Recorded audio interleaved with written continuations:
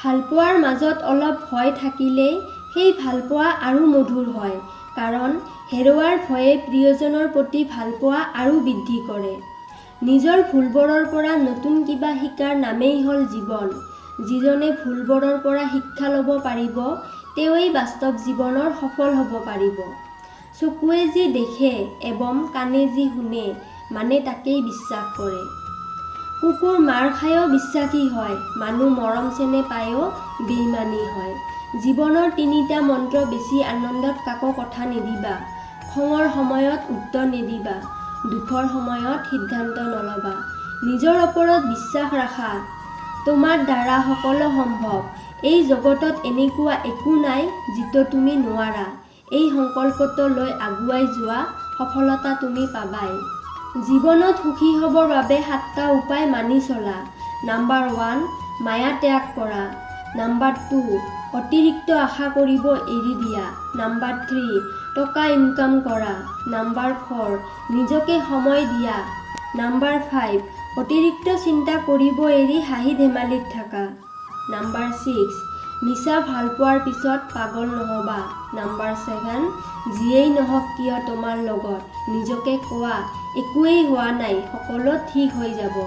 পৃথিৱীলৈ অহাৰ খবৰ 9 মাহ আগৰ পৰাই জানিব পৰা যায়, কিন্তু পৃথিৱীৰ পৰা যোৱাৰ খবৰ 9 ছেকেণ্ড আগতেও জানিব পৰা নাযায়।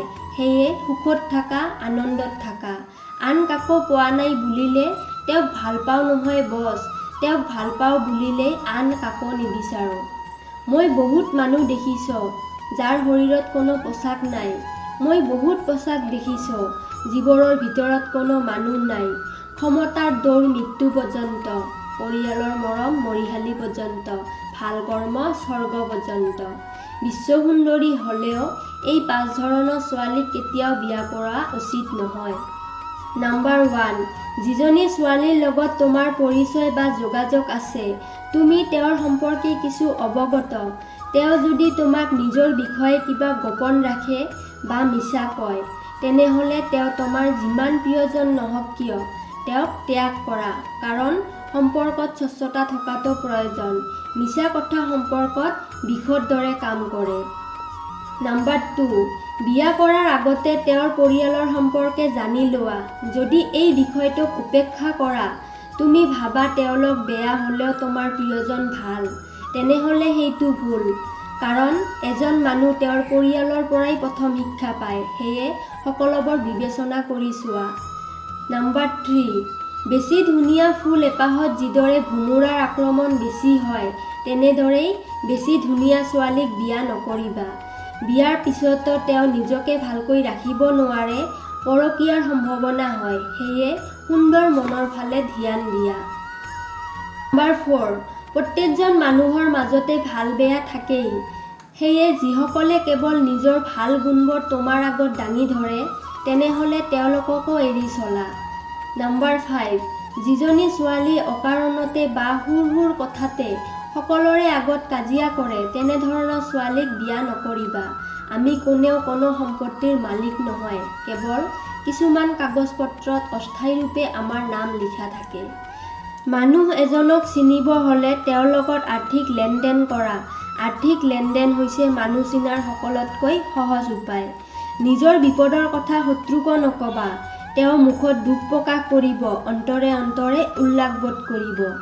সঠিক সিদ্ধান্ত আহে অভিজ্ঞতাৰ পৰা, অভিজ্ঞতা আহে ভুল সিদ্ধান্তৰ পৰা। এইটোৱে জীৱন, সেয়ে দুখ নকৰিবা, ভুলৰ পৰা শিকা আৰু আগুৱাই যোৱা। নিজৰ ভুলবোৰৰ পৰা নতুন কিবা শিকাৰ নামেই হ'ল জীৱন। যিজনে ভুলবোৰৰ পৰা শিক্ষা ল'ব পাৰিব, তেওঁই বাস্তৱ জীৱনৰ সফল হ'ব পাৰিব।